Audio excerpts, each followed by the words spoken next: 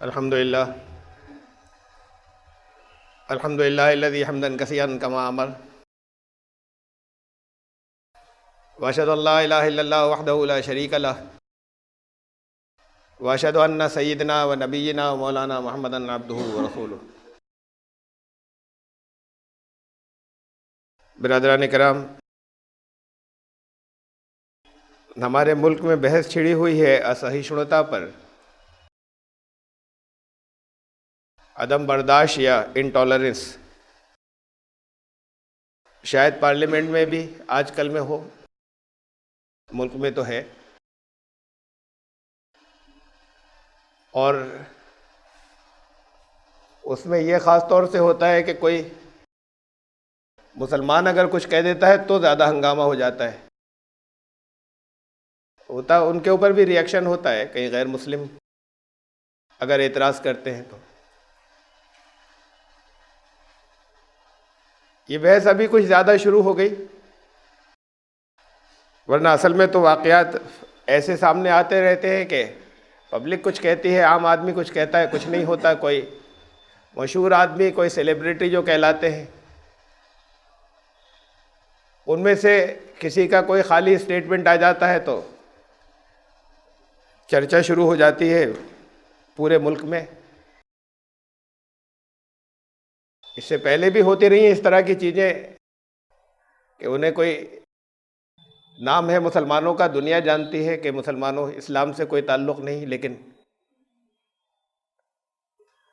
پہلے آ چکی ہے یہ بات کہ ہندو سوسائٹیز میں مسلمانوں کو، شبانہ آدمی کو گھر نہیں دیا جاتا، اور بہت جو اہم لوگ ہیں جن کے بارے میں سب جانتے ہیں کہ ان کا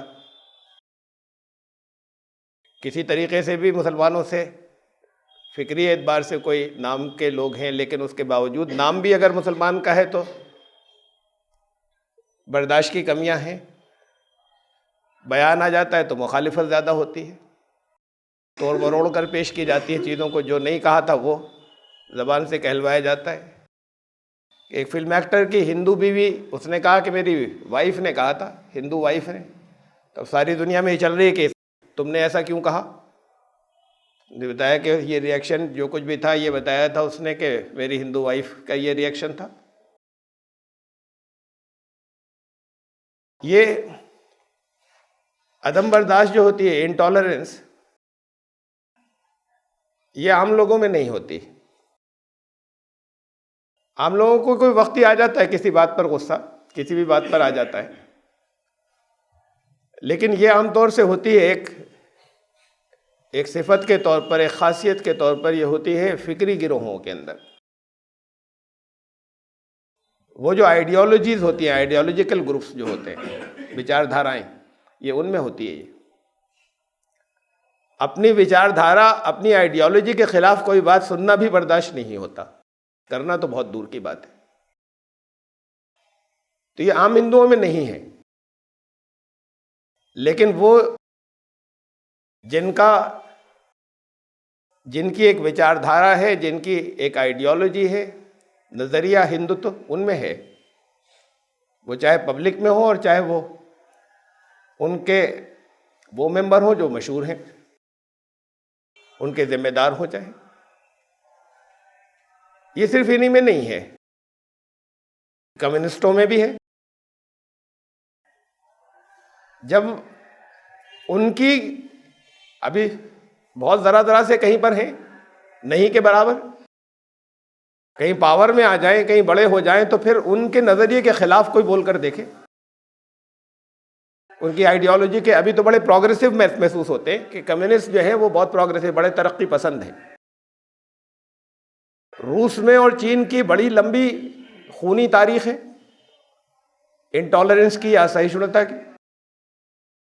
وہاں عیسائیوں کو اپنے گھروں میں چھپ کر بھی اپنی عبادت کرنے کا حق نہیں تھا، اور مسلمانوں کو وہ دور بھی گزرے ہیں کہ جب مسلمانوں کو اپنے گھروں میں چھپ کر بھی نماز پڑھنے کا حق نہیں تھا۔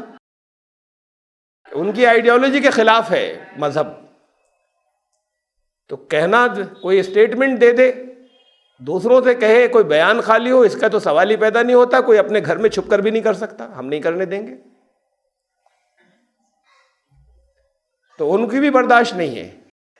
یہ تو ابھی ہندوتو پاور میں نہیں آیا ہے، اور پاور میں آ جائے تو ابھی تو خالی اس کے اوپر شور مچتا ہے، پھر زبانیں کاٹ لی جائیں گی، پھر واقعی ملک سے نکال دیا جائے گا اگر سچ مچ پاور میں ہو تو.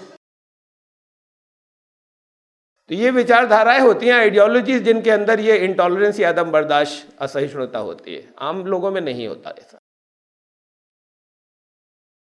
اور یہ وچار دھارائیں یا آئیڈیالوجیز بہت سی طرح کی ہوتی ہیں. کہیں اس بنیاد پر ہوتی ہیں کہ نسلی طور پر اپنے آپ کو لوگ سپیریئر سمجھتے ہیں.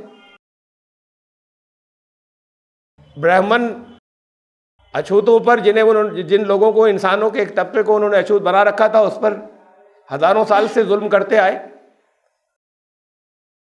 جب ان کے پاس پاور تھی زیادہ تب بہت زیادہ کرتے تھے، اب اتنا نہیں کر پاتے، اب بھی کرتے ہیں. اس درجے تک ہوتا ہے یا ہوا ہے کہ ڈیفنس منسٹر تھے ملک کے جگجیون رام، وہ دھام کے اندر، بیجناتھ دھام کے اندر وہ داخل ہو گئے یا چلے گئے تھے. ڈیفنس منسٹر کو تو کوئی روک نہیں سکتا تھا. اتنا کیا گیا کہ جب وہ نکلے تو پھر پورا مندر جو ہے وہ گوموتر سے دھلوایا گیا اور گنگا جل سے، کہ ناپاک ہو گیا. ملک کے وزیر دفاع گئے تھے حالانکہ. یہ کوئی عام آدمی ہوتا تو اس کے تو سوال ہی پیدا نہیں ہوتا تھا، شاید جان سے بھی مار دیا جاتا. تو یہ عدم برداشت جو ہے، یہ انٹالرنس، یہ ریشیل یا نسلی بھی ہوتی ہے، لسانی بھی ہوتی ہے، جہاں کوئی اپنی زبان کو سپیریئر سمجھنے لگتا ہے کہ ہمارا حق دوسروں سے زیادہ ہے. یہ انٹالرنس اور عدم برداشت مذاہب میں بھی ہوتی ہے، اس لیے کہ مذاہب جتنے ہیں وہ بھی وچار دھارائیں ہیں، فکری گروہ ہیں. وہ سکھوں نے نرنکاری بابا کو قتل کر دیا. ایک سکھ نے، وہ سکھ جو ہے وہ ان کا نام رنجیت سنگھ تھا، انہوں نے جو نرنکاری ہیڈ تھے ان کا مرڈر کر دیا اس وقت کے 1980 میں، بابا گربچن سنگھ کا. یہ خالی کسی ایک سکھ کی بات نہیں تھی. ان کو جیل ہوئی تو جب وہ جیل میں ہی تھے تبھی ان کو اکال تخت کا جتھے دار ڈکلیئر کیا گیا، کہ وہ جو قاتل تھے اسے اکال تخت کا جتھے دار بنا دیا گیا. اور پھر پوری سکھ قوم کا اس وقت کچھ ہی عرصے پہلے مسز اندرا گاندھی کا مرڈر ہوا تھا، اور اس کے بعد کے حالات، پھر 1984 کے اندر سکھوں کے خلاف فساد ہوئے تھے. اس وقت کے جو حالات تھے کہ سکھ سارے باغی نہیں ہو جائیں، تو ان حالات کے اندر کوشش کرا کے سرکار نے اور حکومت نے یہ کر لیا کہ انہیں بچ کر نکل جانے دیا، بالکل کھلے صاف فری، اور مقدمے اور کیس ان کے خلاف جو ہے وہ واپس لے لیا گیا قتل کا. تو یہ اس پوری قوم کا پریشر تھا، سکھ قوم کا، جس کی وجہ سے کیا. یہ تو سیاسی بات تھی، حکومت کا فیصلہ، لیکن بات یہ کہ وہ پوری قوم اس کے پیچھے کھڑی تھی اور اس کو اکال تخت کا جتھے دار بنایا. یہ خالی کسی ایک آدمی نے مرڈر نہیں کیا تھا، اور اس لیے کیا تھا کہ نرنکاری یہ نہیں مانتے کہ ان کے جو 10ویں گرو ہیں، جنہیں وہ اپنا آخری گرو کہتے ہیں، کہ ان کے بعد کوئی انسانی شکل میں اب گرو نہیں آئے گا، گرو گوبند سنگھ. نرنکاریوں نے، نرنکاری سوچ یا نرنکاریوں کا عقیدہ یہ ہے کہ نہیں، گرو آتے رہیں گے. وہ بھی گرو تھے، گرو گوبند بھی گرو نانک سے لے کے پہلے گرو سے سکھوں کے، اور سکھوں کے جو 10ویں گرو تھے گرو گوبند تک، ان 10 گروؤں کے بعد بھی گرو ہوتے رہیں گے انسانی شکل میں. اور وہ اس وقت کے گرو تھے گربچن سنگھ.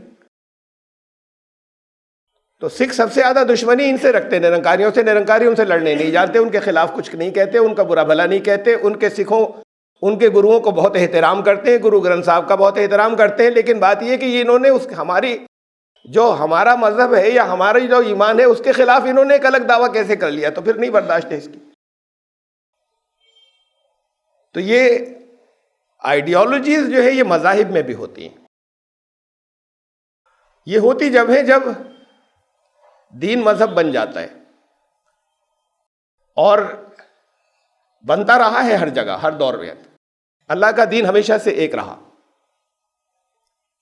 اس کا نام عربی میں اسلام ہے، کسی اور زبان میں کچھ اور رہا ہوگا پہلے کبھی.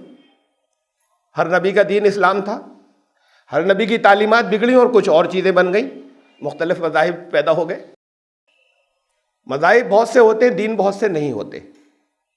دین تو ایک ہی ہے جو ہمیشہ سے چلا آ رہا ہے. یہ سب نے کیا، یہ سب جگہ ہوا. ایک وچاردھارا ہے گوروں کالوں کی، سپیریئر سمجھتے ہیں اپنے آپ کو، تو وہ آج تک جگہ جگہ ان ملکوں کا جو گورے نہیں کہلاتے، چاہے وہ چمڑی کے اندر ان کے رہنے والے کوئی رنگ میں بہت گورے ہوں، وہ بھی کہ نسل کے اعتبار سے یہ ان قوموں کے جنہیں ہم کالا مانتے ہیں، کوئی کالے کا مطلب کوئی افریقی یا کوئی نیگرو نہیں، تو آپ سب بھی کالوں میں ہیں. تو کوئی اگر اس میں بہت گورا بھی ہو تو اس کی بھی اپنے آپ سے انفیریئر سمجھنا، اور جگہ جگہ ان کے قانون کے باوجود اور ان کی اس قانون کی بہت زیادہ اشاعت اور بہت زیادہ پبلسٹی اور بہت زیادہ لوگوں کو اس سرکار کی طرف سے کہنے کے باوجود، وہ جو ملک جو بہت زیادہ سیکولرزم کا یا بہت زیادہ ڈیموکریسی کا، جمہوریت کا دعویٰ کرتے ہیں، برابری کا کرتے ہیں، ان کے یہاں لگاتار جو لوگ گورے نہیں ہیں یا ان ملکوں کے نہیں ہیں جنہیں وہ گورا مانتے ہیں، ان کے خلاف تعصب رہتا ہے، اور ان کے خلاف اس طرح کے برتاؤ رہتے ہیں لگاتار، کہ جسے یہ کہا جائے کہ وہ برابری کا نہیں ہے اور زیادتیاں ہوتی رہتی ہیں.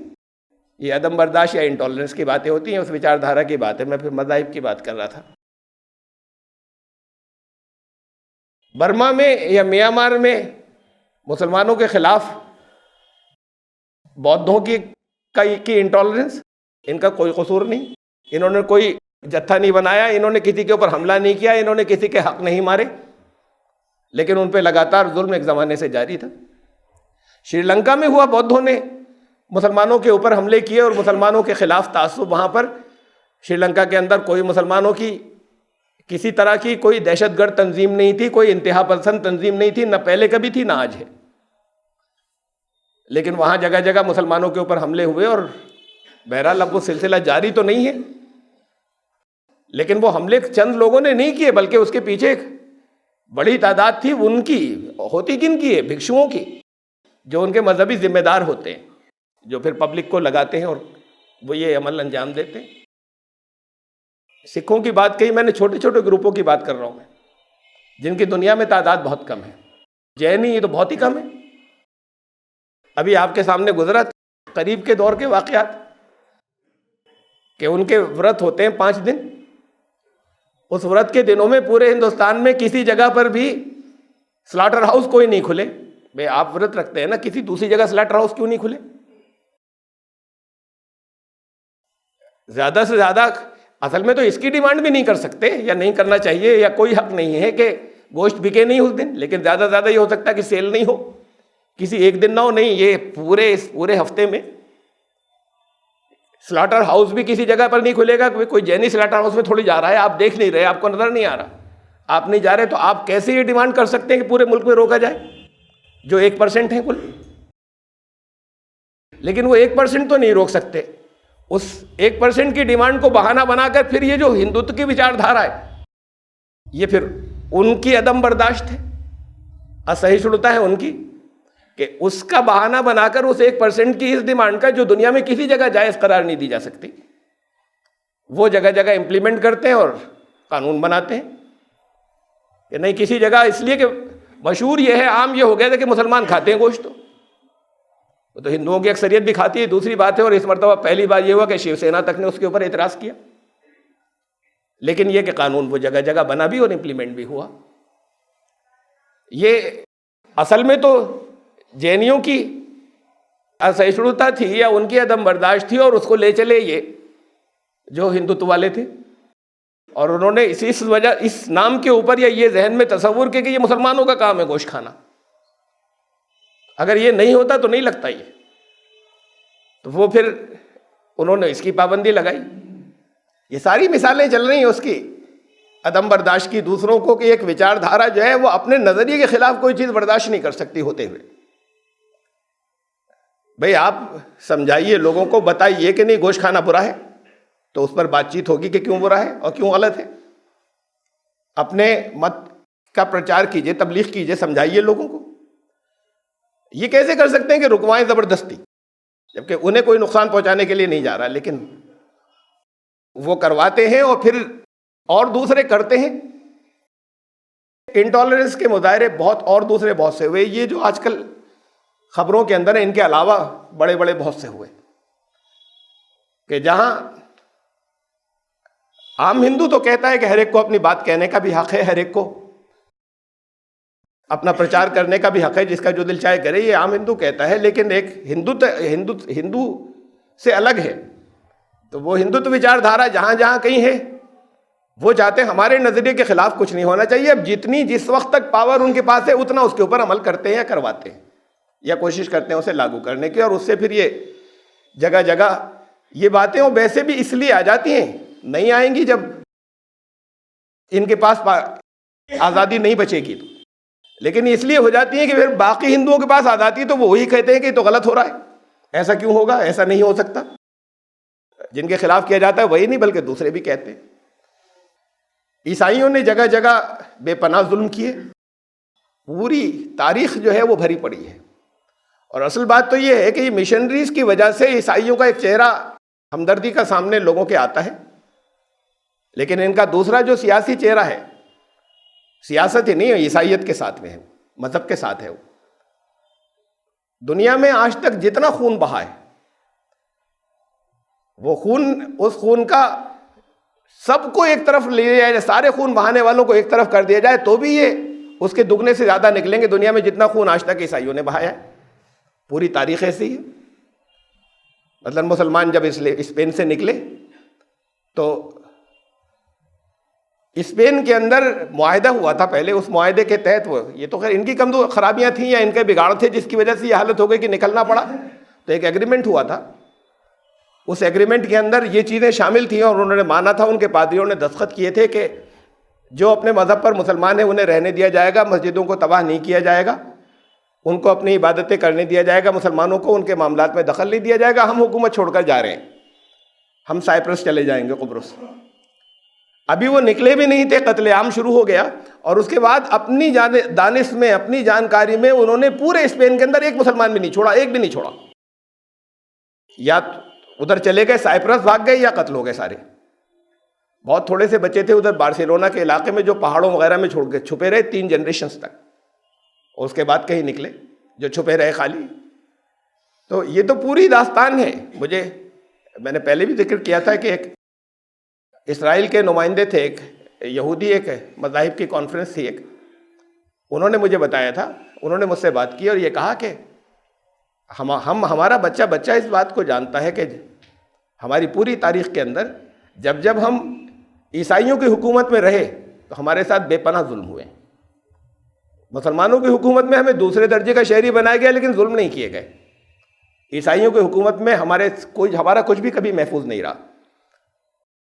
بہرحال ایک تاریخ ہے ان کی بھی پوری۔ اب یہاں ہم ان کی بات کرتے ہیں، عیسائیوں کی ہم نے، سکھوں کی جینیوں کی بودھوں کی، آپ میں نہیں ہے یا مسلمانوں میں نہیں ہے۔ تو یہ طالبان کیا ہیں؟ وہ اپنی جس چیز کو اسلام سمجھتے ہیں اس کے سوا انہیں کسی چیز کی برداشت نہیں ہے، اس کی وجہ سے وہ مسلمانوں کو قتل کرتے ہیں یا مارتے ہیں۔ تو ایک تو سیاست کے لیے ہوتا ہے یا حکومت کے لیے ہوتا ہے کہ حکومت کے مخالفین کو ماریں گے، لیکن جس چیز کو وہ اسلام سمجھ رہے ہیں اس کے خلاف کوئی کہے تو وہ بھی زندگی کی اس کی ضمانت نہیں دی جا سکتی۔ یہی طالبان جو ہے پاکستان میں، وہاں بھی ان کا رویہ یہی ہے، پاکستان میں دوسری انتہا پسند تنظیمیں ان کا رویہ بھی یہی ہے۔ ابھی اس درجے کی جیسی ان کے پاس افغانستان پاور اس درجے کی نہیں ہے لیکن اچھی خاصی ہے۔ کشمیر میں ایسے ہی رہا۔ بھئی اگر آپ یہ سمجھتے ہیں کہ مسلمان لڑکیاں بے پردہ نہیں گھومیں، یہ اسلام منع کرتا ہے، تو آپ کو یہ حق نہیں ہے کہ آپ ہر مسلمان لڑکی کو اس کا پابند کر دیں، ورنہ ہم کہیں کہ ہم اس کے اوپر حملے کریں گے۔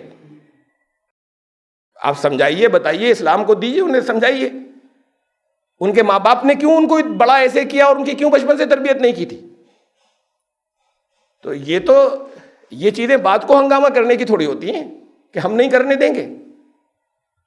ایک مسلمان لڑکا ایک ہندو لڑکی کو بھگا لاتا ہے، مسلمانوں میں کوئی ہنگامہ نہیں ہوتا، ہندوؤں میں ہنگامہ مچ جاتا ہے، اور ایک مسلمان لڑکی ہندو لڑکے کے ساتھ چلی جاتی ہے تو ہندوؤں میں کوئی ہنگامہ نہیں ہوتا، مسلمانوں میں ہنگامہ مچ جاتا ہے۔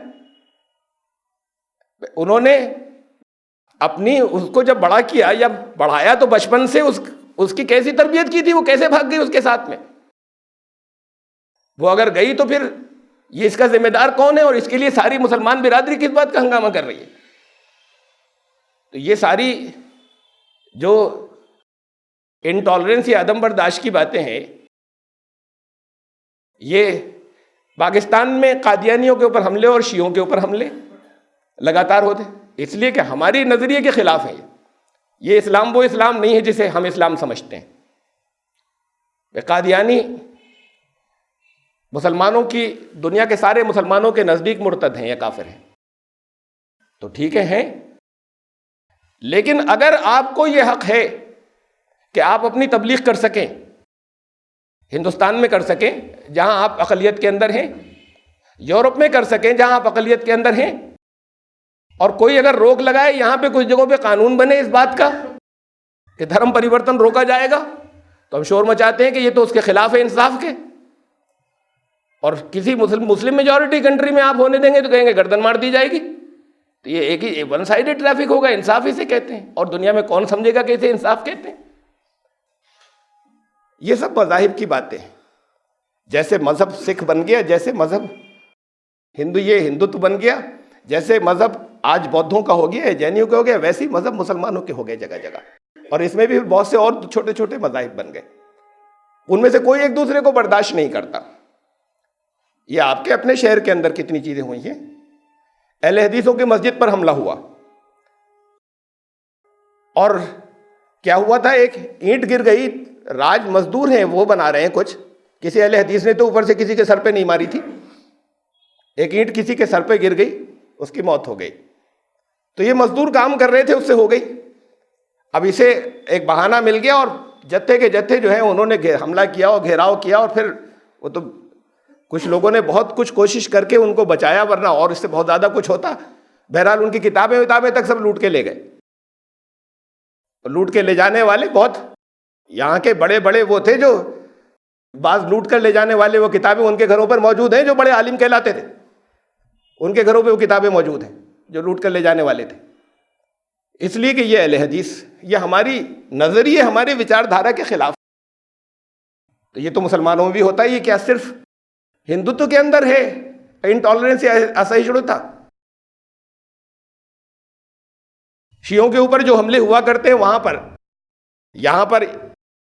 یہاں قادیانیوں پہ وہاں پر تو ہوتے ہیں۔ ابھی چند دن پہلے ایک جلایا، انہوں نے ایک فیکٹری میں آگ لگائی پاکستان کے اندر، ایک فیکٹری کے اندر انہوں نے پاکستان میں آگ لگائی، قادیانیوں کی تھی، اور اس کے اندر ان کا قرآن شریف کو جلا رہے تھے۔ قادیانی نہیں جلا سکتے قرآن شریف کو، وہ ہمارے نزدیک چونکہ رسول اللہ صلی اللہ علیہ وسلم کو آخری رسول نہیں مانتے تو وہ مرتد ہیں یا کافر ہیں، لیکن قرآن کو وہ اللہ کا کلام مانتے ہیں، اس کا بے پناہ احترام کرتے ہیں۔ کتنی قرآن شریف کی انہوں نے تفسیریں لکھی، وہ بے پناہ احترام کرتے ہیں، اور اس کے اندر ایک وہ فکری اس کے اندر تعریف ہے ان کی کہ اس آیت کا مطلب یوں نہیں یوں ہے، اس کا مطلب ایسے نہیں ایسے ہے۔ ایک آیت ایک لفظ نہ انہوں نے شامل کیا، نہ ایک لفظ اس سے گھٹایا ہے، نہ اسے یہ کہتے ہیں کہ اللہ کا کلام نہیں، وہ کہتے ہیں بالکل بغیر تبدیل شدہ اللہ کا کلام۔ تو قادیانی تصور بھی نہیں کر سکتے، کیا واقعات تھے یہ نہیں معلوم، لیکن جلانے کی بات تو یہ ہوتی ہے کہ قرآن شریف اگر کہیں، مجھے نہیں معلوم وہاں کا کیس کیا ہے، لیکن اگر کہیں دیمک لگ جائے یا گل رہے ہوں یا خراب ہو گئے ہوں یا سڑ گئے ہوں تو یا دفن کیا جاتا ہے یا احترام کے ساتھ میں، یعنی کہ راکھ اس کی اڑتی پھرے، یا جلایا جاتا ہے، دفن کیا جاتا ہے، یا یہ الگ الگ لوگوں کی سوچ ہے کوئی کیا کرتا ہے، یا اسے بہایا جاتا ہے۔ بہانے میں زیادہ بے عزتی ہوتی ہے کہ بے عزتی کا خطرہ ہوتا ہے، لیکن بہرحال ایک حل یہ بھی ہے۔ کیا ہوا تھا نہیں معلوم، وہ اپنے عقیدے کے طور پر نہیں کر سکتے ایسا، اور کوئی ایک کر رہا تھا تو پوری قوم ذمہ دار نہیں ہو سکتی، لیکن یہ کہ یہ ان کے خلاف ایک عدم برداشت ہے، نہیں ان کو نہیں جینے دیں گے۔ یہاں رامپور ضلع کے اندر حملے ہوئے قادیانیوں کے اوپر، ارے وہ لوگ جو بارڈر لائن قادیانی ہیں، ان کے ساتھ میں اگر محبت کا سلوک آپ کریں تو وہ واپس آ سکتے ہیں، انہیں پکا بنا دیتے ہیں، نفرت کر کر کے اتنا پختہ کر دیتے ہیں کہ کبھی واپس آنے کی گنجائش ہی نہیں ہو، بڑی نفرت بیٹھ جاتی ہے ان کے دلوں میں۔ حضرت عثمان نے تو 3 دفعہ کے مرتدین کو عہدے دیے تھے، اور قرآن نے کہا، ایک دو جگہ سے زیادہ کہا، ان الذین آمنوا ثم کفروا ثم آمنوا ثم کفروا، وہ ایمان لائے وہ لوگ جو ایمان لائے پھر وہ کافر ہو گئے، پھر ایمان لائے، پھر لائیں گے کیسے؟ قتل کر دیا جائے گا تو اگر اس کے بعد قتل کر دیا جائے گا تو اگلے کی تو بات ہی ختم ہو گئی۔ تو کہتے قرآن تو یہ کہتا ہے کہ اس کے بعد اگر وہ توبہ نہیں کریں، اسی حالت میں موت آ جائے تو ان کے لیے جہنم ہے، اگر اسی حالت کے اندر توبہ کر لیں تو اللہ معاف کرنے والا ہے۔ ان کو اسلامی اسٹیٹ کے اندر 3 دفعہ کے مرتدین کو اس کے بعد پھر اسلام قبول کر لیا اور اس کے اندر ان کو عہدے دیے گئے۔ یہ عدم برداشت ہمارے بھی بہت سے تصورات کے اندر آ گئی ہے۔ میں نے ابھی چند باتیں کہیں جس پہ بہت سے لوگوں کے ذہن میں آئے ہوگا کہ یہ تو اسلام کی بات ہے، کیا کہہ رہے ہیں؟ قادیانیوں کو تو مارنا ہی چاہیے، مرتد ہیں یہ تو ہمارے پاس پاور نہیں اور نہ قتل ہی کرنا چاہیے۔ اسلام تو کہہ رہا ہے، قرآن صاف صاف کہہ رہے، کیسے کر دیں گے؟ رسول اللہ صلی اللہ علیہ وسلم نے صرف ان چند لوگوں کے قتل کا حکم جاری کیا تھا کہ جہاں کہیں ملے مار دیا جائے، جو پوری اسٹیٹ کے لیے فتنہ تھے۔ وہ 3-4 لوگ تھے، یہ فتنے، اس لیے کہ قرآن کہتا ہے الفتنہ تو اشد من القتل، قتل سے زیادہ بھیانک جرم ہے یہ فتنہ جو ہے، تو پھر اس کی سزا قتل ہی ہو سکتی ہے، اس سے زیادہ کوئی بھیانک سزا نہیں۔ ورنہ اس کے علاوہ یہ ہے کہ ان کو سمجھایا جائے، مرضی ہے، جس کا دل چاہے ادھر آئے، جس کا دل چاہے ادھر جائے۔ اس معاملے میں دین بہت صاف ہے، دین کی بات بہت واضح ہے۔ دین کہتا ہے لا اکراہ فی الدین، دین میں کوئی زبردستی نہیں کی جائے گی کسی طرح کی۔ یہ تو اللہ کا مقصد ہی، وہ جس کے لیے انسانوں کو آزمایا ہے وہ مقصد ہی ختم ہو جائے گا اگر زبردستی کی جائے گی تو۔ نہ زبردستی لانے کے لیے کی جائے گی، نہ زبردستی اس کے لیے کی جائے گی کہ یہاں سے کوئی چلا نہیں جائے، نہ زبردستی اس کے لیے کی جائے گی کہ کوئی اسلام کے مطابق مسلم اکثریتی ملک میں عمل کیوں نہیں کر رہا ہے۔ آپ سمجھائیے، اصل میں تو یہ آپ کے نظام کی خرابی کہ کیوں اس جگہ تک پہنچا وہ بڑا ہو کر، اور اگر پہنچا ہے تو کوشش کیجئے، سمجھائیے، ذہن تبدیل کیجئے، اور نہیں مانتا تو پھر اس کو آخرت میں سزا بھگتنی ہوگی۔ کوئی جرم ایسا کر رہا ہے جسے ہم، جو پینل کوڈ کے دائرے میں آتا ہے، جو ایسا جرم جس سے دوسروں کے اختیارات جو ہیں وہ ختم ہوتے ہیں یا دوسروں کے ساتھ میں ظلم ہوتا ہے، اس کی تو سزا ہوتی ہے، وہ سزا سب کے لیے ایک جیسی ہوتی ہے، اس کا کسی مذہب سے تعلق نہیں ہوتا۔ اسلامی اس کے اندر اپنے سزائیں ہوتی ہیں، وہ سزا مسلمانوں کے لیے بھی ہوتی ہیں، وہ سزا غیر مسلموں کے لیے بھی ہوتی ہیں بعض جرائم کی۔ اس کے علاوہ اپنی فکر کے اعتبار سے ہر آدمی آزاد ہے، جو دل چاہے کرے۔ کہا کہ کوئی جبر، کوئی زبردستی نہیں ہوگی کسی۔ یہ میں نے پچھلے خطبے میں نے مثال دی تھی، پھر یہاں پر میں دوبارہ اس کو دے رہا ہوں۔ وہاں تو رد عمل کے سلسلے میں دی تھی کہ یہ تو اس درجے تک رکھا ہے اسلام نے کہ میرے خیال سے رواداری کی یا برداشت کی اس سے زیادہ کوئی مثال ہوگی نہیں، کہ اسلام سے زیادہ تو بت پرستی کو کوئی مخالف ہی نہیں ہے، لیکن کہا کہ ان کے جھوٹے دیوی دیوتاؤں کو بھی برا مت کہنا، ایسے لفظوں میں برا مت کہنا کہ ان کو برا لگے، ان کو طنز محسوس ہو، ان کو گالی بن کر محسوس ہو۔ وَلَا تَسُبُّوا الَّذِينَ يَدْعُونَ مِن دُونِ اللَّهِ فَيَسُبُّوا اللَّهَ عَدْوًا بِغَيْرِ عِلْمٍ، ان کو انسلٹنگ محسوس ہو ایسے لفظوں میں مت کہنا، دلیلیں دو، سمجھاؤ انہیں۔ بات ساری سمجھانے کی ہے، دلیلیں دینے کی، دعوت دینے کی ہے، بات چیت کرنے کی ہے۔ اور بہت آخری مثال دے رہا ہوں میں، دنیا کے جتنے مذاہب ہیں ان میں سے کسی کی کتاب میں نہیں ملے گی ایسی چیز جو اللہ کے دین کی، کیا اللہ کا جو کلام ہے اللہ کے دین میں جو ہے، اللہ کے کلام کے اندر جو آئے، سورہ حج کی آیت ہے، اس کا ایک حصہ ہے وَلَوْلَا دَفْعُ اللَّهِ النَّاسَ بَعْضَهُمْ بِبَعْضٍ لَهُدِّمَتْ صَوَامِعُ وَبِيَعٌ وَصَلَوَاتٌ وَمَسَاجِدُ يُذْكَرُ فِيهَا اسْمُ اللَّهِ۔ اگر اللہ کا نظام ایسا نہیں ہوتا کہ ایک گروپ سے دوسرے کو بدلتا رہے، پاور کو ریپلیس کرتا رہے، بعض کو بعض سے ہٹاتا نہ چلا جائے، تو یہ جتنے مٹھ ہیں دنیا کے اندر، اور جتنے گرجے ہیں، اور دنیا میں جتنے سیناگوگز یہودی عبادت خانے اور جتنی مسجدیں، ان میں سے کچھ بچتا نہیں، سب ختم ہو گئے ہوتے۔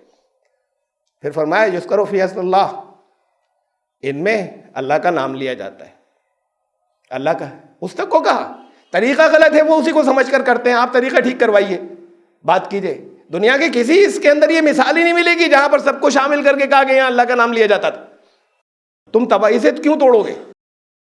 حضرت عمر رضی اللہ تعالیٰ عنہ بیت المقدس میں تھے، جب بیت المقدس فتح ہوا، فاتح قومیں جب گھستی ہیں کسی جگہ پر تو وہاں تو دنیا کی تاریخ تو یہی کہتی ہے کہ خوریزی وہاں پر خون بہانے کی، خون کی ندیاں بہا دیتے ہیں، عورتوں کو غلام بناتے ہیں، ان کے ساتھ جو ہے وہ بدکاریاں کرتے ہیں، زبردستیاں کرتے ہیں، لوگوں کو جگہ جگہ قتل کرتے ہیں، اور عبادت خانے ان کے ختم کر دیتے ہیں.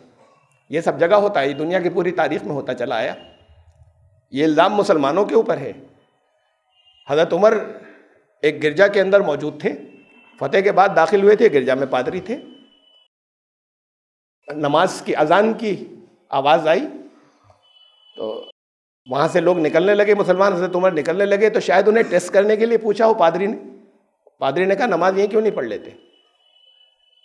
تو حضرت عمر نے کہا کہ عمر نماز یہیں پڑھ لیتا، لیکن صرف اس وجہ سے جا رہا ہے یہاں سے کہ کہیں ایسا نہیں ہو کہ میرے بعد کے مسلمان یہ کہیں کہ امیر المومنین نے یہاں نماز پڑھائی تھی، تمہارے گرجا کو توڑ دیں اور یہاں مسجد بنا دیں. تمہارے لیے بڑا فتنہ ہو جائے گا، صرف اس لیے میں باہر جا رہا ہوں نماز پڑھنے، ورنہ یہاں نماز پڑھ لیتا.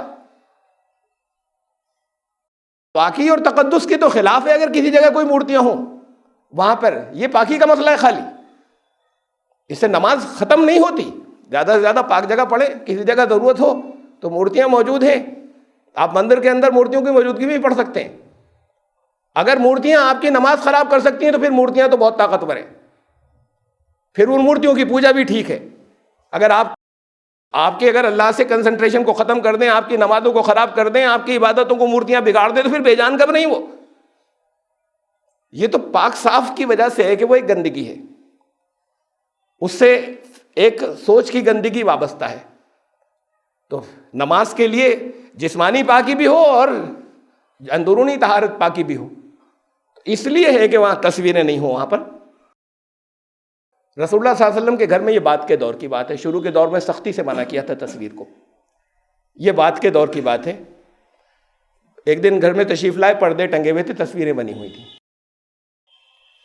رسول اللہ صلی اللہ علیہ وسلم نے یہ نہیں کہا حضرت عائشہ سے کہ نبی کی، اور حضرت عائشہ تو وہ تھی جن سے بڑے بڑے صحابہ مسائل پوچھنے آتے تھے، ان کو نہیں معلوم تھا کہ یہ منع ہے یا حرام ہے. اور رسول اللہ صلی اللہ علیہ وسلم نے کہا بھی کہ کہا بھی نہیں حرام چیز کہاں سے لگا دی تم نے، تمہیں اس کی تمیز نہیں ہے. فرمایا کہ عائشہ انہیں ہٹا دو. نماز میں یہ زیب و زینت، یہ آرائش سجاوٹ، نماز میں دنیا میری جو ہے وہ خارج ہوتی ہے، دنیا درمیان میں آتی ہے، تو ان چیزوں کو اسے ہٹاؤ. ہٹا دیا انہوں نے. یہ نہیں کہا کہ یہ تو حرام تھا، یہ تو گناہ تھا، یہ تو جان ڈالنی پڑ جائے گی تمہیں. اور یہ بات کے دور کی بات ہے. ہمیں چیزوں کو ان کے صحیح پرسپیکٹیو میں معلوم کرنا چاہیے، سوچنا چاہیے. قادیانیوں کو غیر مسلم کے قتل کا ایک دعویٰ کیا تھا نبوت کا مسیلمہ، جس سے جنگ ہوئی مسلمانوں کی حضرت ابوبکر کے دور خلافت میں. اب ذہن میں آ سکتا ہے تصور کے ساتھ، دیکھیے اس نے دعویٰ کیا تھا نبی ہونے کا، مسیلمہ کذاب، تو پھر جنگ ہوئی اس سے، اور پھر جنگ میں وہ مارا گیا. اس سے پہلے رسول اللہ صلی اللہ علیہ وسلم کی حیات میں ہی رسول اللہ صلی اللہ علیہ وسلم کی اس سے ملاقات ہوئی، اور رسول اللہ صلی اللہ علیہ وسلم نے اسے سمجھایا. اسی دور میں آپ کی حیات، رسول اللہ صلی اللہ علیہ وسلم کے حیات میں اس نے دعویٰ کیا تھا نبوت کا، نبی ہونے کا. اسے سمجھانا چاہا، اس نے نہیں مانا. اس نے کہا مجھے بھی نبی بنایا گیا، وہی آتی ہے میرے پاس، اور میں تمہارے ساتھ. یہ نہیں کہا کہ تم نبی نہیں ہو، کہا تمہاری نبوت کو تو میں مانتا ہوں، میں بھی بنایا گیا ہوں نبی، تمہارے ساتھ نبوت میں مجھے شریک کیا گیا ہے. تو رسول اللہ صلی اللہ علیہ وسلم نے خالی اتنا کہا کہ شاید مجھے جن دو لوگوں کو دکھایا گیا ہے ان میں سے ایک تم ہی ہو جن کا انجام میرے سامنے ہے. جب وہ باز نہیں آیا تو یہ کہہ کر آپ واپس تشریف لے آئے، قتل کر دیتے اسی وقت. اچھا اس وقت اگر موقع نہیں تھا اکیلے کوئی ایسے حالاتوں کے کر سکیں تو پھر اس کے بعد پھر لوگوں کو بھیج کے قتل کرا دیتے، فوجیں بھیج دیتے، حملہ اسی وقت کروا دیتے، ہدایات دے جاتے کہ اسے مت چھوڑنا. پھر اس نے وہاں سے کہلوایا کہ میں نبوت میں برابر کا شریک ہوں اور میں حکومت میں بھی برابر کا شریک ہوں، اور جتنی حکومت ہے اس میں سے آدھی میری اور آدھی قریش کی. اب یہ فتنہ تھا اور یہ خطرہ تھا کہ جگہ جگہ مسلمانوں کے ساتھ میں لوگ شامل تھے، بہت سے قبیلے. اب اس نے دعویٰ یہ کیا، اور پھر بہت سے قبیلے یہ تھے، اس کی تعداد لوگوں کی بڑھ رہی تھی اس کے ساتھ میں. اور بہت سے وہ لوگ جو صرف اسلام کی طاقت سے متاثر ہو کے ایمان لے آئے تھے، دل سے ایمان نہیں لائے تھے، وہ جا کے سب اس کے ساتھ شامل ہو گئے. بہت بڑی تعداد ہو گئی. ایسے بہت بڑی تعداد تھی قبیلوں کی کہ جو ایمان بس لے آئے تھے لیکن ایمان ان کے اندر اپنے نہیں تھا، وہ اس کے ساتھ شامل ہو گئے سارے. تو ایک بہت بہت بڑی طاقت بن گیا. تو اس نے کہلوایا کہ اب آدھی حکومت میری، آدھی تمہاری. اب یہ تو باقاعدہ ایک حملے کا اعلان تھا. ابھی کہہ رہے ہیں بات کو حملہ کریں گے، پھر اس سے انسپائر ہو کے یا اس کو دیکھ کر کے یہ تو نبی ہونے کا دعویٰ کر کے تو بڑے لوگ ساتھ میں آ جاتے ہیں، یہ دو لوگ سامنے ہیں. تو ایک اسود انسی تھا یمن میں، اس نے بھی نبی ہونے کا دعویٰ کیا، اور پھر دعویٰ ہی نہیں کیا، کچھ لوگ اس کے ساتھ ہو گئے، تو ایک آدھ جگہ جو مسلمانوں کی اسٹیٹ میں کچھ لوگ آ گئے تھے، وہاں جا کے قبضہ بھی کر لیا. کچھ قبیلے آ گئے تھے، حملہ کیا، قبضہ کر لیا. تو جب یہ چیز سامنے آئی اور یہ نظر کے اوپر آئی، تو پہلے تو اس کو روکا گیا، اس کا قلاقمہ کیا گیا، اور اس کے بعد یہ تھا کہ وہاں پر اطلاع مل رہی تھی کہ فوجیں جمع ہو رہی ہیں، طاقت بڑھ رہی ہے. تو پھر کسی وقت بھی اس سے وہاں سے حملہ ہو جائے تو اسے اٹیک ان سیلف ڈیفنس کہتے ہیں، جو اصول ہے پوری دنیا کے اندر، کہ اس سے پہلے کہ دشمن حملہ کرے، اگر معلوم ہے کہ حملہ کرنے ہی جا رہا ہے اور اس نے یہ تو صاف اعلان کر دیا کہ آدھی حکومت ہماری ہونی چاہیے، تو حضرت ابوبکر صدیق نے پھر وہاں پر حضرت خالد بن ولید کو بھیجا فوجیں دے کر. فوجیں تو ان کی زیادہ تھیں، بڑی سخت جنگ ہوئی جس میں مسلمان شروع میں دب بھی رہے تھے، لیکن بہرحال آخرکار پھر وہ مارا گیا. تو ایسا نہیں تھا کہ جس وقت اس نے مرتد ہونے کا اعلان کیا تھا رسول اللہ صلی اللہ علیہ وسلم نے اس کے قتل کا فتویٰ جاری کر دیا، اور کبھی نہیں کہا کہ اسے قتل کر دینا چاہیے. یہ تو اعلان تو رسول اللہ صلی اللہ علیہ وسلم کرتے نا، اس لیے کہ پھر یہ اصول قرآن کا ہے. بہت اہم بات ہے. یہاں دنیا کے اندر جو بھیجا انسانوں کو، باقی جتنی مخلوقات ہیں ان کو یہ آزادی نہیں ہے کہ وہ اپنی مرضی سے اچھا یا برا کر سکیں. ان کے اندر انسٹنکٹس ہوتی ہیں، ان کے اپنے اندر پیدائشی جبلتیں ہوتی ہیں جس کے مطابق وہ عمل کرتے ہیں. انسان کو بھیجا، انسان کو علم دیا، اور یہ آزادی دے دی کہ چاہے تو اچھا کرے، چاہے تو برا کرے. یہ صاف لفظوں میں کہہ دیا کہ قُلِ الْحَقُّ مِن رَبِّكُمْ، کہہ دو حق آ گیا تمہارے رب کے پاس سے، اور اب جس کا دل چاہے وہ ایمان لے آئے اور جس کا دل چاہے وہ کفر اختیار کرے. یہ صاف لفظوں میں کہہ دیا. تو پھر جب یہ مقصد ہی یہ تھا کہ انسان کو آزمایا جائے تو پھر زبردستی کی گنجائش کہاں بچتی ہے؟ تو پھر وہ آزادی جو اللہ نے دینی چاہیے تھی وہ کوئی دوسرا کیسے لے لے گا، اور اللہ کے حکم سے کیوں لے لی جائے گی؟ اور اللہ نے یہ کہا اپنے کلام میں، سورہ یونس میں ہے، فرمایا کہ وَلَوْ شَاءَ رَبُّكَ لَآمَنَ مَنْ فِي الْأَرْضِ كُلُّهُمْ جَمِيعًا. تمہارا رب اگر چاہتا تو جتنے ہیں سارے کے سارے کو ایمان والا بنا دیتا. کر سکتا ہے؟ نہیں کر سکتا. تو پھر اس سب کی ضرورت ہی کیا تھی؟ اتنے ہنگامے نہیں ہوتے، وہ خود ہی کر دیتا سب کو. افا انت تکرہ الناس حتی یکونوا مؤمنین، تم کرو گے زبردستی رسول کہ یہ ایمان لے آئے؟ یہ تو ہم ہی کر دیتے سب کو، زبردستی کی ضرورت نہیں تھی، سب کو ایمان والا بنا دیتے. یہ تو مسئلے ہے، تو مشیت یہی تھی کہ آزادی دے کے دیکھے کہ کون کیا کر رہا ہے. کوئی کسی کا دل چاہے ایمان لانے کے بعد کفر اختیار کر لے، اللہ کے یہاں حساب دینا پڑے گا. ایمان لانے والوں کی ذمہ داری یہ کہ سمجھائیں اور کیوں اس نے ایسا کیا، کیوں اس جگہ پہ پہنچ گیا. یہ تو پورے آپ کے معاشرے کی خرابی ہے یا اس کی کمیاں ہیں، جو کچھ کرنا چاہیے تھا وہ ذمہ داریاں ادا نہیں ہوئی ہیں. اور کوئی اگر ایک نہیں کر رہا، بہت سے لوگ کر رہے ہیں، تو پھر یہ ناسور تو اپنے اندر ہے. ہماری تصورات کے خلاف ہے یہ بات. تصور یہ ہے کہ گردن مار دینی چاہیے، اس لیے کہ ہیں کچھ واقعات. مسلمہ کذاب نے کہا تھا اس لیے قادیانیوں کے اوپر حملے ہونے چاہیے. بات یہ کہ قادیانی اگر رسول اللہ صلی اللہ علیہ وسلم کو برا کہیں، بات اس نے کوئی سلمان رشدی کی تھی، نہیں کی، توہین نہیں کی، وہ بھی ایک الگ مسئلہ ہے کہ اس کیس میں مسلمان کیا کرتے یا کیا کرنا چاہیے تھا. لیکن اگر وہ اس کا احترام بھی کرتے ہیں اور وہ اپنی ایک فکر دے رہے ہیں جس سے ہمیں اتفاق نہیں اور ہماری نظر میں وہ ایمان سے ہی، اسلام سے ہی خارج ہو جاتے ہیں، تو بات ٹھیک ہے. لیکن آپ کا کام کیا ہے؟ تعداد میں کتنے ہیں؟ 1% بھی نہیں ہے. جو 1% بھی نہیں ہے ان کا تو ہر ممبر اور ہر فرد ان کے یہاں جتنے کا ہوتا ہے وہ دائی ہوتا ہے، وہ اپنا پرچار کرتا ہے اپنے مت کا و مسلک کا، اور سب کو پوری نالج ہوتی ہے.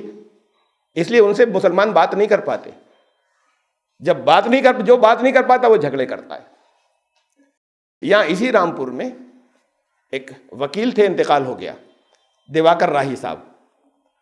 انہوں نے ایک سہکاری یگ اخبار نکلتا ہے، اس میں انہوں نے ایک مضمون لکھا، بہت ڈیسنٹ الفاظ میں تھا، شائستہ زبان میں تھا.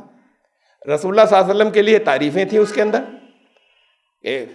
لیکن انہوں نے کہا کہ رسول کیسے تھے؟ وہ رسول نہیں تھے، وہ اچھے انسان تھے. انہوں نے اپنے دور کے حساب سے لوگوں کو اچھا بنانا چاہا تو قرآن، اب وہ چیزیں بتائیں، ان کا یہ قرآن ان کی لکھی ہوئی چیز ہے جس سے انہوں نے لوگوں کو اچھا بنانا چاہا تھا. اب یہ ان کی سوچ ہے، اگر وہ قرآن کو اللہ کا کلام مانے اور اگر وہ رسول اللہ صلی اللہ علیہ وسلم کو اللہ کا رسول مانے تو جینی کیوں رہیں گے؟ جین تھے، لوگ ہندو سمجھتے ہیں. تو پھر وہ مسلمان ہی نہیں ہو جائیں گے؟ یہ تو زبان سے کوئی نہیں گئے، لیکن دنیا کا ہر غیر مسلم ایسا ہے جو ان کو اللہ کا رسول نہیں مانتا، اور دنیا کا ہر غیر مسلم ایسا ہے کہ جو قرآن کو اللہ کا کلام نہیں مانتا۔ مانے تو پھر اس ایمان والے ہی نہیں ہوگا۔ وہ بات انہوں نے لکھ دی، احترام کے ساتھ میں لکھی تھی، کوئی بے احترامی کا پہلو اس کے اندر کہیں نہیں تھا، یہ ہنگامہ مچ گیا، اور پھر اتنا بڑا جلوس شاید پہلے کبھی نہیں نکلا تھا جتنا یہاں پر ان کے خلاف نکلا۔ وہ کئی گھنٹے میں کچہری تک پہنچا تھا، جگہ جگہ رک کر تقریریں اس کے اندر ہوتی ہوئی۔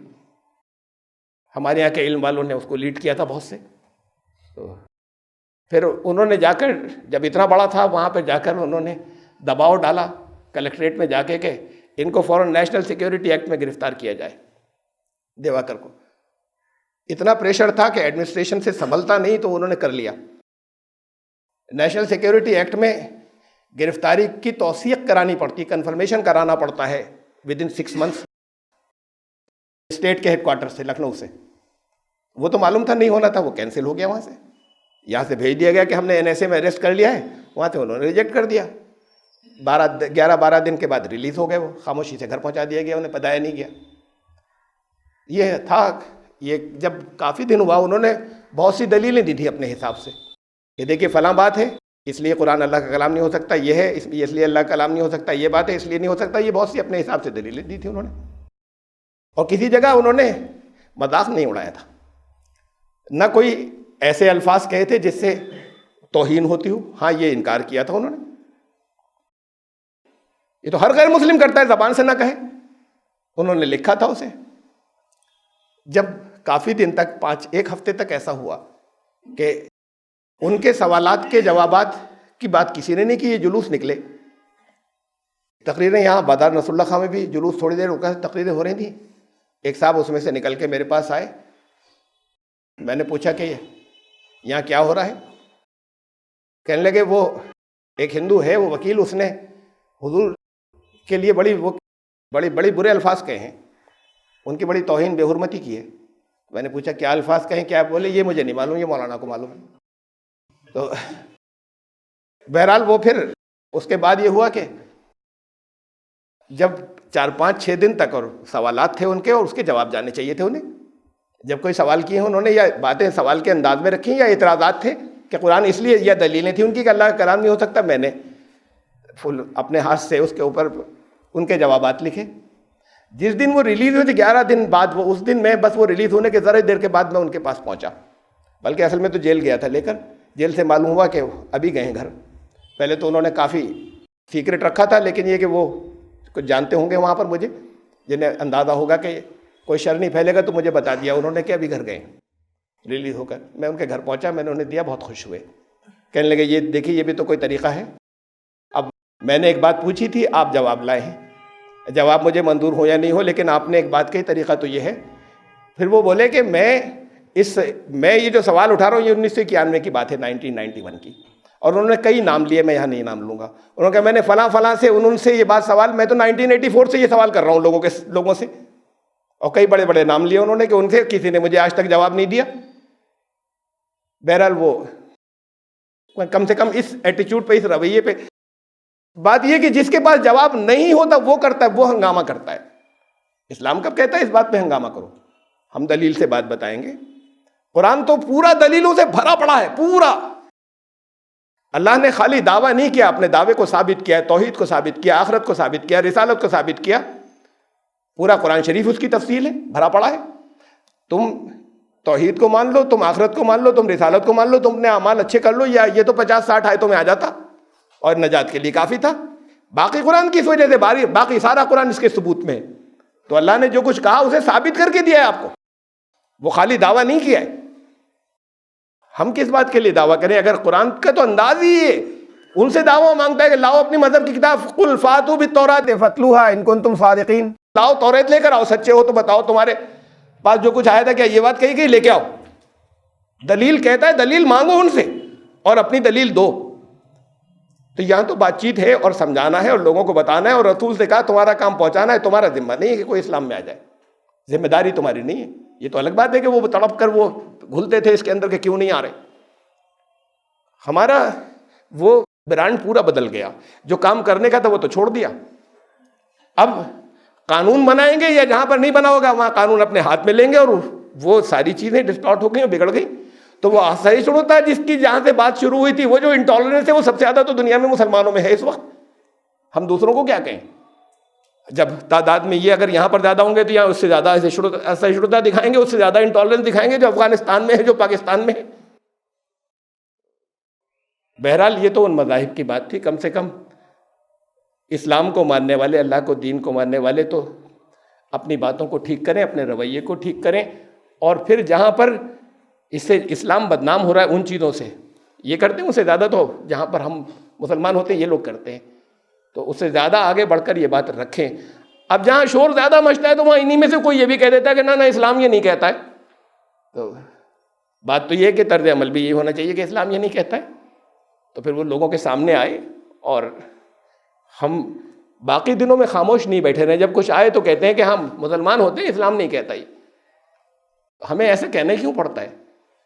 پوری دنیا کے اندر ہونا یہ چاہیے کہ مسلمانوں کا اسلام کے اصولوں کے معاملے میں اپنا رویہ, اپنے اصول بالکل واضح ہونے چاہیے, اور وہ پوری دنیا کا ایک دین ہونا چاہیے. پھر بہت سے اتنے الگ الگ کیسے جہاں ایک دوسرے کے اوپر حملے کرتے ہیں اور جان کے خونی دشمن ہوتے ہیں مسلمانوں میں, مسلمانوں کے یہ جانی دشمن کی حد تک پہنچ جاتے ہیں. جب یہ ہوتا کیوں ہے؟ یہ اسلام جو ہے وہ 200 اسلام ہے یا ایک اسلام ہے؟ یہ ہو سکتا ہے کہ کہیں افضل و غیر افضل کا اختلاف ہو, کہیں یہ ہو کہ بھی بعض کے نزدیک یہ بات زیادہ بہتر ہے, بعض کے نزدیک یہ زیادہ بہتر ہے. بعض بنیادی اختلاف بھی ہو سکتے ہیں اگر, تو وہ بھی سارے ہونے چاہیے اس اسپرٹ کے ساتھ میں کہ باقی فیصلہ اللہ کیا ہوگا, لیکن ہم جو سمجھتے ہیں وہ ہم آپ کو سمجھانے کی کوشش کریں گے کہ صحیح بات یہ ہے. اس سے آگے کی تو اسلام باتیں نہیں کرتا. ہمیں دوسروں سے کہنے سے پہلے ہمیں سمجھنا چاہیے بہت سی خرابیاں جو ہیں اس کے بارے میں کہ یہ خرابیاں ہیں موجود, اور اس سے وہ خرابیاں تو تب آئیں گی نظر میں جب علمی طور پر اپنا موقف, اپنا نقطہ نظر واضح ہوگا کہ ہم سے قرآن نے کیا کہا, ہم سے اسلام نے کہا کیا ہے. ابھی تو بہت سی چیزیں اگر یہ لوگوں نے اس سے بگاڑ کر اپنی اپنی نہیں بنا لی ہوتی تو پھر اتنے گروپ نہیں ہوتے, پھر سب ایک ہوتے. اب اس میں تو ہر ایک دعویٰ کر رہا ہے کہ ہم سچے باقی سارے غلط. تو اگر ایک سچا ہے باقی سارے, وہ کہہ رہے ہیں ہم سچے یہ باقی سارے غلط, تو یہ تو پھر اس کا مطلب یہ کہ لوگوں نے اپنے اپنے ٹکڑے اس سے بدل کر بنائے ہیں. اگر بدل کر نہیں بنائے ہوتے تو سارے ایک ہوتے. ایک ہونے کے لیے تو پھر یہ ضروری ہے کہ کوئی ایک بنیاد ہو تب لوگ ایک ہوتے, ورنہ ایک نہیں ہوتے. یہ قرآن شریف کی جو الگ الگ تشریحیں کر کے قادیانی بن گئے, یا بہت سے اور دوسرے, میں اور نام نہیں لے رہا, کہ یا بہت سے اور دوسرے مسلک جو کہیں قرآن شریف کی کہتا ہے قرآن پہ بھی تو اختلاف ہوتا ہے, قرآن پہ اختلاف ہوتا ہے ان روایات کی روشنی کے اندر جو ہر گروپ کے پاس اپنی اپنی, ایک گروپ والا اس روایت کو نہیں مانتا, اس گروپ والا ان کی نہیں مانتا, اس گروپ والا ان کی نہیں مانتا, اس کی روشنی میں کرتے ہیں, تب ہوتا ہے اختلاف. تو جن چیزوں پہ اختلاف ہے وہاں پر کم سے کم اتنے حصے میں ان روایات کو الگ رکھ دیجیے, اور اس کے بعد اللہ کا کلام کیا کہتا ہے اس پہ غور کیجیے. جب ایک سے جڑیں گے تب وحدت ہوگی, ورنہ وحدت نہیں ہوگی کبھی. جب اسے سپریم نہیں رکھیں گے, جب پہلے نمبر پہ نہیں رکھیں گے, تو پھر اختلاف باقی رہیں گے. کوئی اپنے اس کو چھوڑنا نہیں چاہتا, چھوڑنا کی بات تو الگ. جہاں پر کوئی چیز قرآن کی ٹکراتی ہے, ہمارے پاس جو روایات ہیں ان سے اگر کوئی ٹکراتی ہے تو کہتے ہیں قرآن کی آیت کینسل, یہ حق ہے. اسے روک دیجئے آپ, جب تک قرآن کی روشنی میں اس کا مطلب سمجھ واضح نہیں ہو جائے تو اس کو مت استعمال اس وقت تک کریے. دیکھیں قرآن کی آیت ہی کینسل ہو جائے گی, اس لیے کہ یہ تو پھر جب یہ طرز عمل, یہ رویہ ہو جائے تو پھر فرقے تو بنیں گے بہت سے, اور وہ فرقے الگ الگ مذاہب کی شکل اختیار کر لیں گے. اور جب مذاہب بنتے ہیں تو انٹالرنس ہوتی ہے, تو عدم برداشت آتی ہے, کوئی ایک دوسرے کو برداشت نہیں کرتا. یہ تو صرف دین ہے جو صرف اپنے لوگوں کو تو اخوت کی بات کرتا ہے کہ بھائی ہیں, سب جتنے ہیں بھائی ہیں, لیکن پھر ایک دوسری اخوت کی بات کرتا ہے کہ دنیا کے سارے انسان ایک ماں باپ کے اولادیں. ایک دوسری اخوت کی بات بھی کرتا ہے, انہیں سمجھاؤ, انہیں بتاؤ, ان کو صحیح بات پہنچاؤ. وہ تو ان کے خلاف بھی عدم برداشت اسلام میں نہیں ہے, غیر مسلموں کے خلاف بھی, ان کے خلاف بھی نہیں ہے کہ جو اسلام میں سے نکل گئے اور چلے گئے. یہاں اگر آپ ان کی بڑی تعداد, یہ تو بہت تھوڑے سے ہیں, اور یہ ہلکے ہلکے کر کے پوری دنیا کے اندر قادیانی بڑھ رہے ہیں. یہ اس لیے بڑھ رہے ہیں کہ جو ذرا سا آپ کو تو پتہ ہی نہیں چلتا, 2 سال سے کسی پر کام چل رہا ہے, کسی کو نہیں معلوم, اس کے پڑوسیوں کو بھی ہوش نہیں ہے. آپ تو کچھ کرتے نہیں ہیں, مسلمان تو کچھ کرتے نہیں ہیں. اب اس کا کچھ ذہن بن گیا, اسے تو کچھ معلوم نہیں تھا, ان کو بہت کچھ معلوم تھا بتانے والوں کو. اب وہ اچھے طریقے سے ذہن بنا دیا, جب ذرا سی کھل کر سامنے باتیں آنے لگی تو اس کے گھر پہ حملہ ہوتا ہے, پھر اس سے تعلقات سارے ختم ہو جاتے ہیں, رشتہ دار بھی جانا بند کر دیتے ہیں, حقہ پانی بند, سب کچھ بند. تو اس کے دل میں بڑی سخت نفرت بیٹھ جاتی ہے. پھر اگر کوئی سمجھانے والا بھی ملے تو سننے کو تیار نہیں ہوتے، بے پناہ نفرت ہوتی ہے۔ تو میں نے کئی قادیانیوں سے رابطہ قائم کیا، لیکن دقت یہ ہوتی تھی کہ بات کرنے کو تیار نہیں ہوتے، نفرت اتنی بھر گئی اندر۔ اگر یہ بارڈر لائن کیس تو سارے واپس آ سکتے ہیں، شاید کوئی کسی لالچ کے اندر جا رہا ہو، اتنے لوگوں کو لالچ نہیں دی جا سکتی، لیکن اس کے علاوہ باقی سب آ سکتے ہیں واپس، بشرطے کہ اچھا سلوک ہو ان کے ساتھ میں، ان کو سمجھایا جائے، ان کو بتایا جائے محبت کے ساتھ میں کہ آپ کو جو اتنی دلیلیں دی گئی ہم بے ہوش تھے، ہمیں معلوم نہیں تھا، آپ سے یہ بتا رہے تھے، ان دلیلوں کے یہ جوابات ہیں، یہ صحیح حقیقت ہے، آپ کو سمجھانے سے آئیں گے یا حملہ کرنے سے آئیں گے؟ تو یہ تو صرف کامن سینس کی بات ہے، یہ ایک الگ بات ہے قرآن کیا کہتا ہے۔ ہم اپنے خیالات کو بھی ٹھیک کریں اور پھر اصل اس ذمہ داری کو پورا کریں جو اللہ نے ہمیں دی، دینی ذمہ داری کو۔ ہمیں تو امام بننا تھا دنیا کا، اور ساری دنیا کو لے کر آنا تھا یہاں، اندر ہی جو ہے وہ آپس میں بکھر گئے۔ تو اللہ تعالیٰ صحیح علم حاصل کرنے کی، صحیح جگہ سے علم حاصل کرنے کی توفیق عطا فرمائے۔ جو اللہ نے جو چیزیں اللہ کی طرف سے نازل ہوئی اس کو پہلے نمبر پہ جب تک نہیں رکھیں گے صحیح علم نہیں آئے گا، اس کی توفیق عطا فرمائے، اور پھر ساری امت کو جوڑنے کا اور ساری دنیا کا امام بننے کی توفیق عطا فرمائے۔ بارک اللہ لنا و لکم فی القرآن العظیم، انہ تعالی جواد کریم الملک البر۔